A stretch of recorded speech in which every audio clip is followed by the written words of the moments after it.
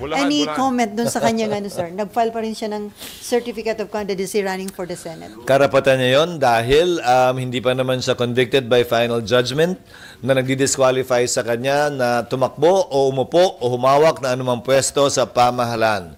Yung mga nasa ibang bansa, dyan ho muna kayo, wag ho muna kayo umuwi kasi magulo dito. Tignan mo, lalo na, ano pa lang ho ito. Ito ang nangyari dito ngayon. Oh. Yan ho, yan. Grabe. Ito talagang si Senator Risa Hontiveros, ang hilig magmalinis. Hontiveros, post bail in Aguirre wiretapping case. Meron ka rin palang kaso eh. Kaso nga lang, nagpiyansa ka. Yan ang nga ba sinasabi natin. Pero bago natin pag-usapan, ang wiretapping case na yan, itong si Risa Hontiveros, galing sa atin yan ha, galing Rappler ho yan. Kung bago lang ko kayo sa PH Update, isang like at isang subscribe, masaya na ho tayo dyan sa mga gustong sumali sa ating community. I-click nyo na ho yung join button sa baba. Ayun na nga mga kababayan. Etong si Senator Risa Hontiveros, meron lang ho akong gustong i-remind sa kanya. Okay? Kasi nagmamalinis siya ngayong mga panahon na to. Eto mga kababayan, etong si Senator Risa Hontiveros, kinasuhan noon itong si Aguirre noong 2021. Ano ho ba ang dahilan nitong si dating Justice Secretary Vitaliano Aguirre III? Bakit sinampahan ho ng kasong wiretapping itong si Risa Hontiveros? The case stems from the senator showing a photo of the former Justice Secretary texting that case should be expedited against her. Yan ang habang sinasabi natin. Senator Risa, mahilig kang maglinis-linisan talaga. Senator Risa Hontiveros post bail on Tuesday, December 28 over the wiretapping complaint filed against her by former Justice Secretary and incumbent National Police Commission NAPOLCOM Vice Chairman Vitaliano Aguirre. Binabanatan mo itong si Pastor Apollo Kibuloy. Meron ka rin naman palang iskandalong kinasangkutan. Mantakin nyo mga kababayan, maging ang kanilang Senate President dyan sa Senado. Ito ang sabi netong si Boy Kilay. Ito ang komento ni Boy Kilay, kaugnay dyan sa pagtakbo na yan, netong si Pastor Apollo Kibuloy. Yan ho kasi si Risa Hontiveros. Ang problema ho dyan sa ali na yan, kung makaasta ho, daig pa ho niya presidente. Magkaroon ng kahihiyan. Kayo ho ba? Meron ho ba kayong kahihiyan? Diba? Yan ang problema dito kay Senator Risa Hontiveros Ito ang sabi nitong si Boy Kilay. Pwede magbulakbol pa. Dito lang tayo. Game. Ay, Bulahan, any bulahan. comment dun sa kanyang ano, sir? Nag-file pa rin siya ng Certificate of Candidacy running for the Senate. Karapatan niya yon dahil hindi pa naman siya convicted by final judgment na nagdi-disqualify sa kanya na tumakbo o umupo o humawak na anumang pwesto sa pamahalaan.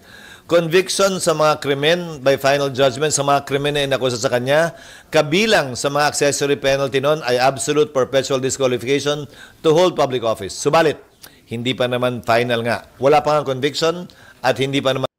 Naiintindihan mo ba yan, Risa Hontiveros? Kaya yung mga litanya mo sa social media, tigil-tigilan nyo ho yan. Dapat kumonsulta ka muna dito kay Boy Kilay bago ka bumanat na mahiya naman siya sa mga kinaharap niyang kaso. Loko-loko ka ba? Hindi porket ikaw nga nag-bail ka ikaw nga meron ka rin namang kaso Bakit ikaw di ka nahiya? Ano lang toko Ito si Pastor Apollo Kibuloy, wala pang final judgment. Gusto mo? Ang labo talaga nitong si Hontiveros. Man final. So may karapatan pa siyang tumakbo. Anyway, sir, any update to... Amor? Medyo related, sir.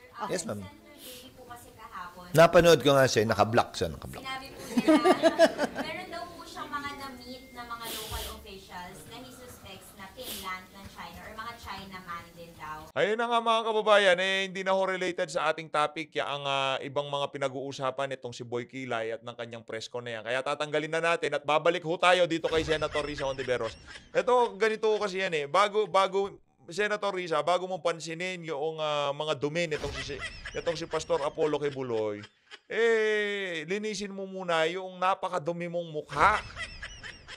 Linisin nyo muna yung yung pagmumukha nyo bago nyo punahin yung mga dumi sa pagmumukha ng ibang mga tao. Tingnan nyo muna yung sarili nyo sa salamin. Ang hilig. Ibang klase talaga tong ali na to. Dumako na ho tayo. Ito, kanina pa ho itong ano na to eh. Itong content natin na to, kanina pa ho ito ano dito eh. Ang tawag dito, nakaparada eh. Okay, Tariela na tayo. Tanong ho nitong si Ma'am Sas Rogando Sasot. Tariela, ano po laman ng 3 bag na itim na kinuha nyo mula sa bahay ni Martin Romualdez recently? Baka makeup? Baka pang ano yan, Madam Sas, baka foundation. Baka pang paganda. Nagtatanong si Ma'am Sas ano ba sabi nito? Another baseless statement from Mr. Alan Troy Rogando Sasot. If you cannot prove this, make sure you have a good lawyer. Ba't kailangan ng lawyer? Nagtatanong lang. Ano? Kakasuhan mo, itong si Ma'am Sas Rogando Sasot. Ito, nagtatanong lang eh. Basahin mo natin. Tariela, ano po laman? Malay ho ba lunch yan? O ano ba? Make-up? Ako na sumasagot para kay Tariela o mga rilong magaganda. Ano ho ba laman? Hindi, mahirap po eh. Dapat ang sasagot niyan itong si Tariela. Ang tanong, nanggaling nga ba siya dyan? Di ba? Baka parang si Tambalus-Lus to, no? Lahat na magko-content dito sa bag na itim na to, eh, sasampahan niya na cyber libel, no? Eh, madami-dami siyang sasampahan.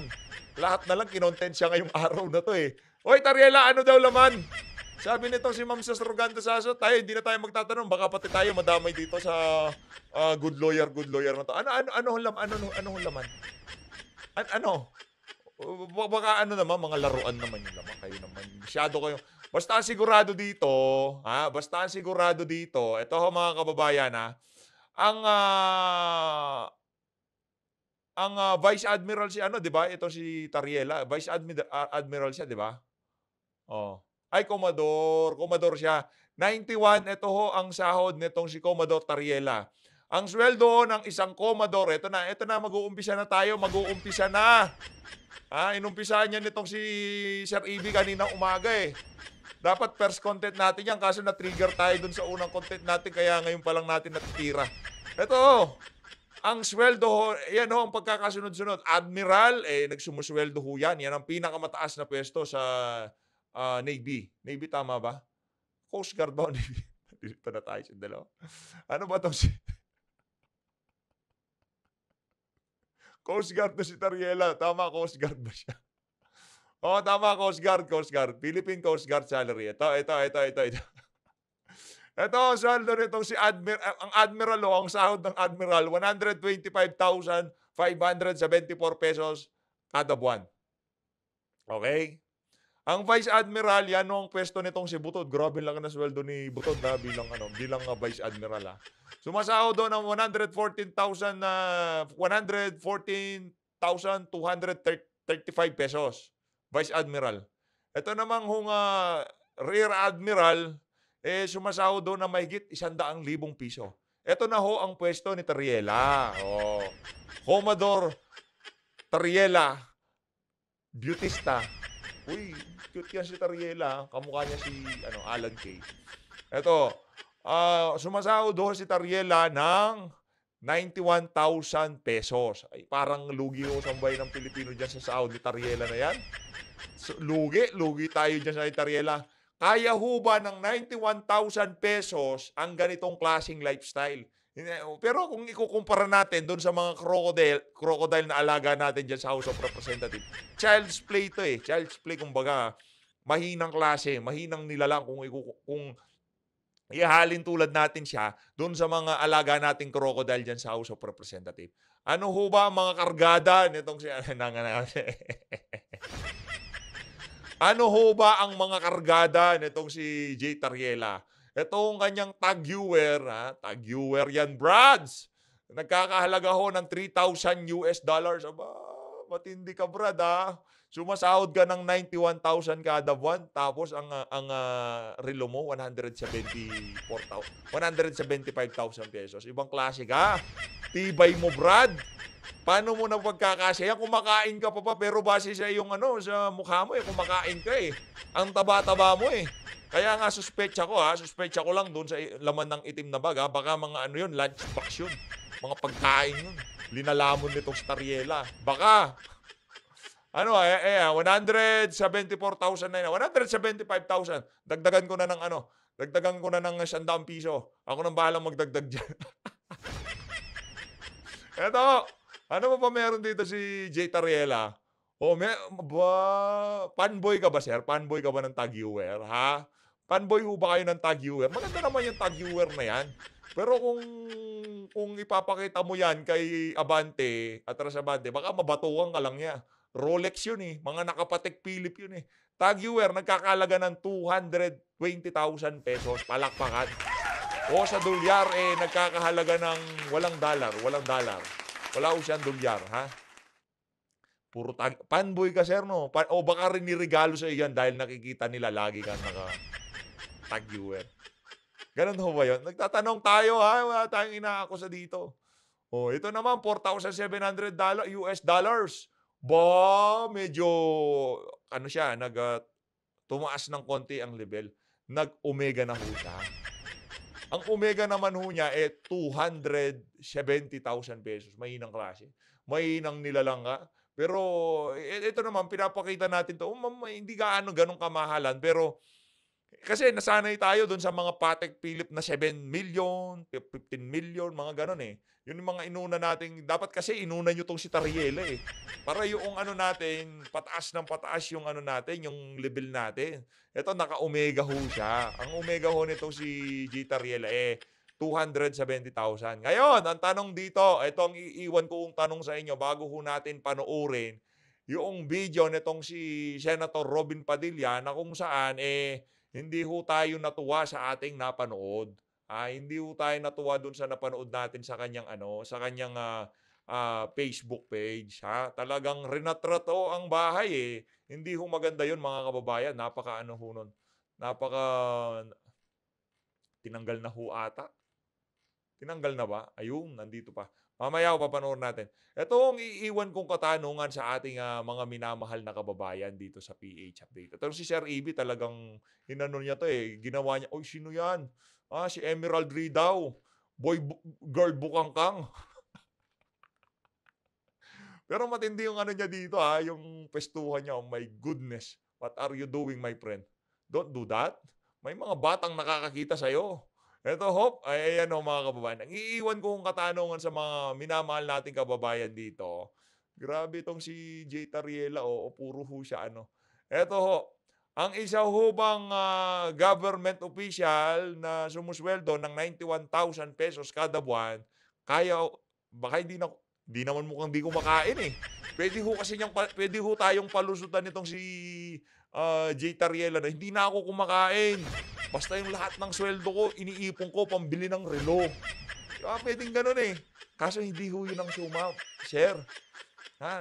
Lumulobo yung katawan nyo Tumataba kayo Kaya ho ba i-sustain ng isang sweldong Commodore ang ganong klaseng lifestyle?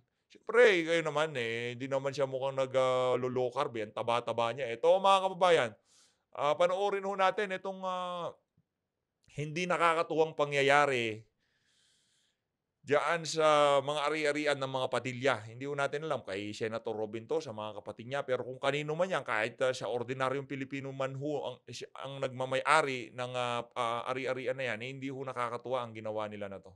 Tingnan niyo mga kababayan. Anak na to. Anong ginawa ho ng mga tao na to? Ang gulo ho ngayon sa Pilipinas, sa totoo lang.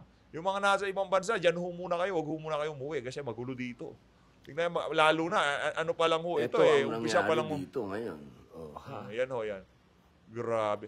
Umpisa pa lang ho ng eleksyon, mga kababayan, Grabe naman ho yan. Masyado naman hong nakakatakot yung mga yung mga kaganapan dyan sa bahay na yan. Paano kung merong tao sa loob? Merong nagurgur dyan sa ginawa nila na yan. Nakakalungkot na ganito na ho ang sitwasyon ng ating bansa ngayong mga panahon na to.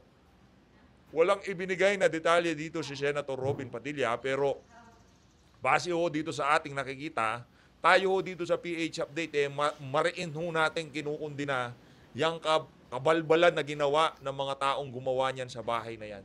Kahit hindi ho sa mga Padilla ang ari-arian na yan, kasuklam-suklam ho yan.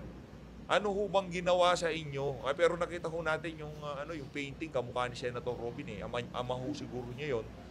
Ngayon, safe to assume na yung ari-arian na yan pagmamay-ari nitong mga Padilla. Ngayon, kung ginawa yan sa ari-arian nitong mga Padilla, ano ho bang motibasyon sa na yan na pangraratrat dyan sa bahay na yan? Ratrato Kita nyo? Wala nang pagitan yung mga butas ng bintana. Wala na hong pagitan. Ratrato talaga. Solidong ratrat.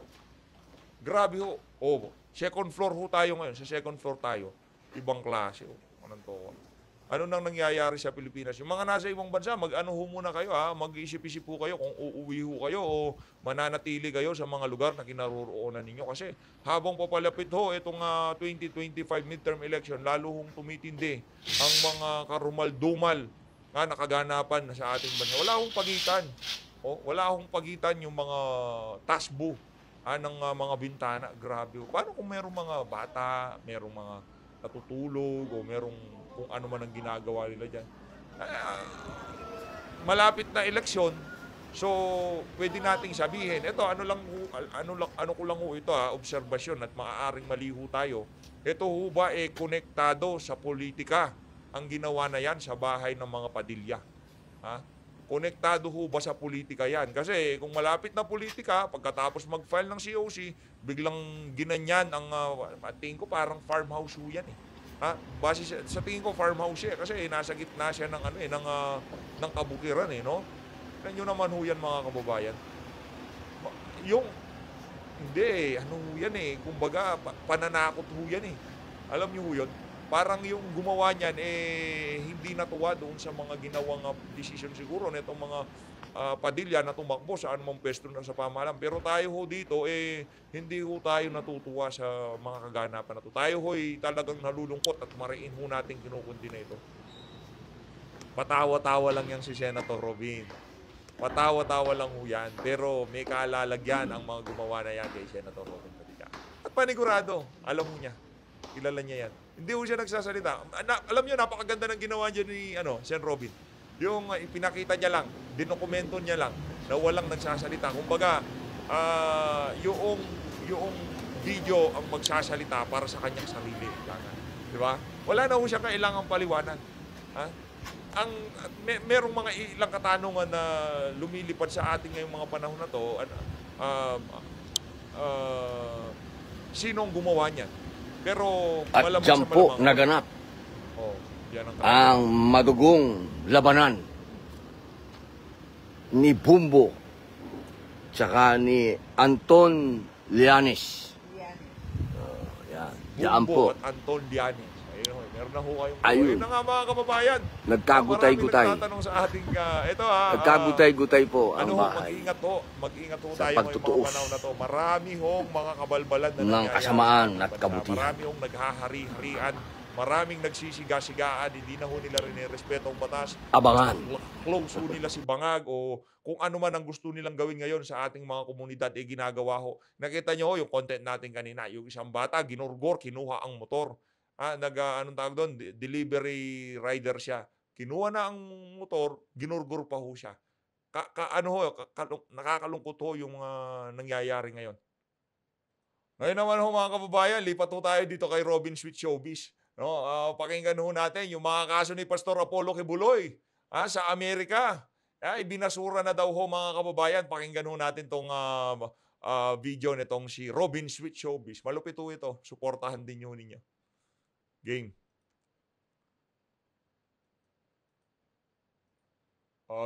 Game.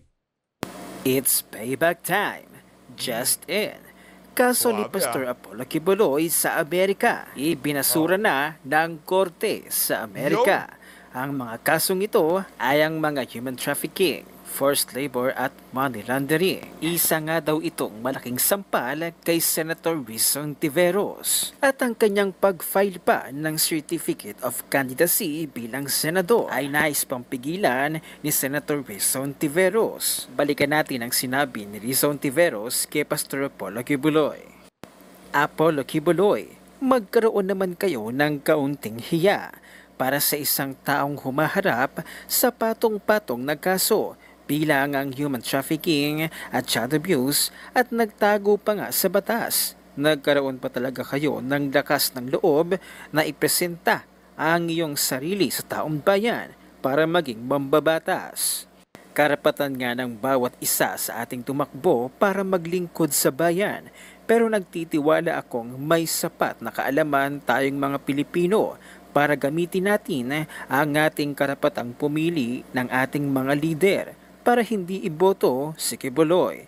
Let us not elect lawbreakers as lawmakers. At ang kumpirmasyon na ibinasura na ang kaso ni Pastor Apollo Kibuloy sa Amerika ay mula mismo sa SMNI. Ang tanong, ibalita kaya ng mainstream media? Kung malinis si Pastor Apollo Kibuloy sa Amerika, Ito na nga ho mga kababayan, kaya ho nandito tayo para ibalita natin yan kahit wala ang mainstream media. Tayo ho dito sa PH Update. Babalita ho Amerika, dilagot na ang mga nangyurak sa kanyang pagkatao. Ang mga nanggipi, maging ang Kingdom of Jesus Christ Church ay talaga namang lubos na naapektuhan sa ginawa na ito ng Marcos administration. Siguradong hahabulin ni Pastor Apollo Kibuloy itong sina Abalos at Risa Ontiveros. Lagot na kayo. Kumakabog na ngayon ang mga dibdib ng nagakusa sa kanya. Press endorse pa ito ng Iglesia ni Cristo. Nako, iyak mga Marcos loyalist at kakamping. Taob sila ngayon. Ang laki ng ginastos nila, useless lang din. Akala nila kayang manipulahin ang judiciary ng USA at Pinas. Iboboto ko yan si Pastor kahit hindi ako Kingdom of Jesus Christ. Yung mga pinaghukay-hukay nyo ang mga polis ng lupa. Tapos hinuhusgahan nyo si Pastor Apollo Kibuloy. Ang dami nyong sinabing paninira sa tao. May pa-interview pa kayo ng mga ungas kunwari pinagsamantalahan. Yun pala, sa Amerika, dismissed ang kaso. Yo. Asa na ang mga taong naninira kay Pastor Kibuloy? Labas na kayo ngayon. Ngayon kayo magkukuda ng magkukuda. Yung si Ontiveros atat na imbestigahan sa Senate hearing si Pastor Kibuloy dahil sa mga kaso nito para mag-grandstanding na naman siya at magmukhang hero-hero. Meanwhile, ibinasura na ang mga kaso ni Kibuloy sa Amerika. Parang sampal ito sa mukha ni Risa. Pak! Ano na, Risa? Samantaling Yun yung alam nyo, kay Robin Sweet Showbiz. Ano ko yun naobserbahan ko yung kanyang mga sound effect, doon ho tayo bumibili, palakpakan naman. Magaling kang bata ka, Robin Sweet Showbiz. Yan naman ang komento at reaksyon ang influencer na si Ayam Shanwei sa pagtakbo bilang senador ni Franz Castro convicted. Ito nga daw na convicted na ito ang dapat pinipigilang tumakbo sa pagkasenador ni Risa Ontiveros at hindi si Pastor Apollo Kibuloy na wala namang kasalanan. Narito ang kanyang komento at reaksyon, panoorin natin. Alam niya itong si Franz Castro. Palibasa kasi alam niyang hindi naman siya mananalo bilang senadora. Ayaw pang tantanan talaga si VP Sara. Matatapos na lang ang termino mong hayop ka.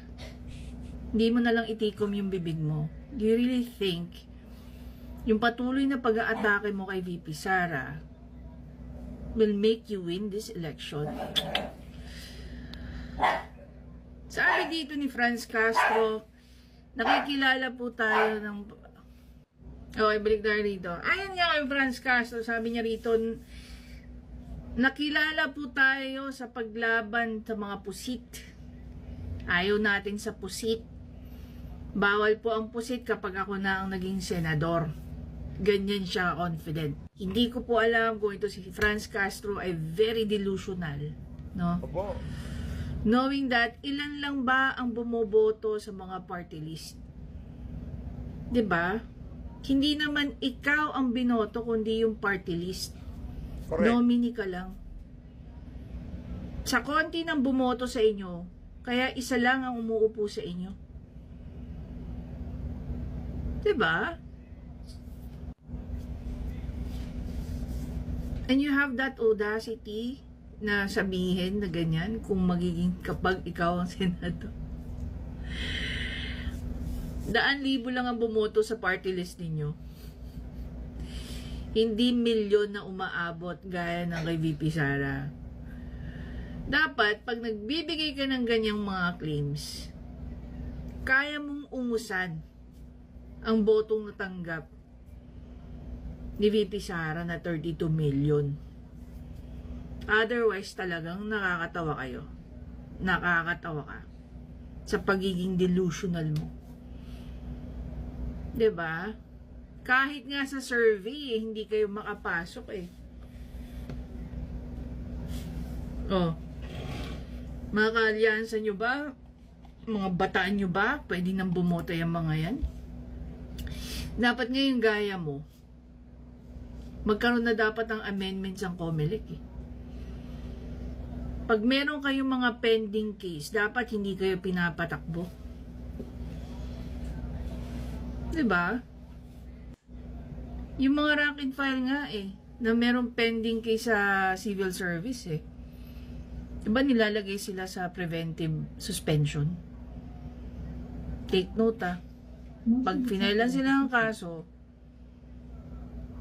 nilalagay sila sa preventive suspension kahit wala pang conviction. Pero yung mga gaya na itong mga hayop na to, convicted na with appeal nga lang. Pero hinahayaan pa rin tumakbo. Dapat yan ang unang nirerepaso ng mga ng kongresista eh. Ng mga lawmakers natin. Na magkaroon ng amendments ang Omnibus Election Code. Kapag meron kang pending case, dapat hindi ka hinahayaan tumatakbo.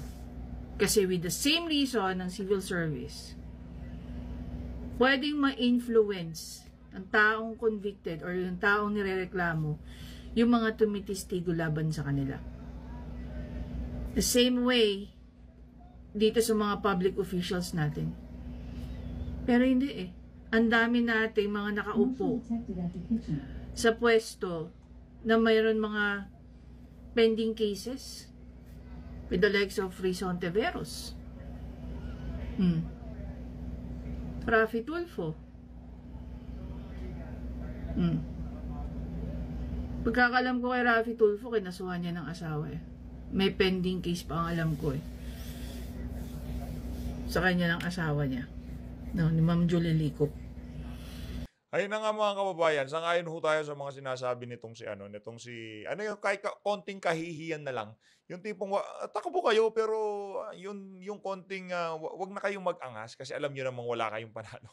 Wala, yun nga mga sikat, yun nga mga Soto, mga Lacson, mga Pacquiao, tagilid pa ngang manalo ngayong mga panahon na to dahil napakaraming issue ng kaalyado nilang partido. At hindi lang ho yun.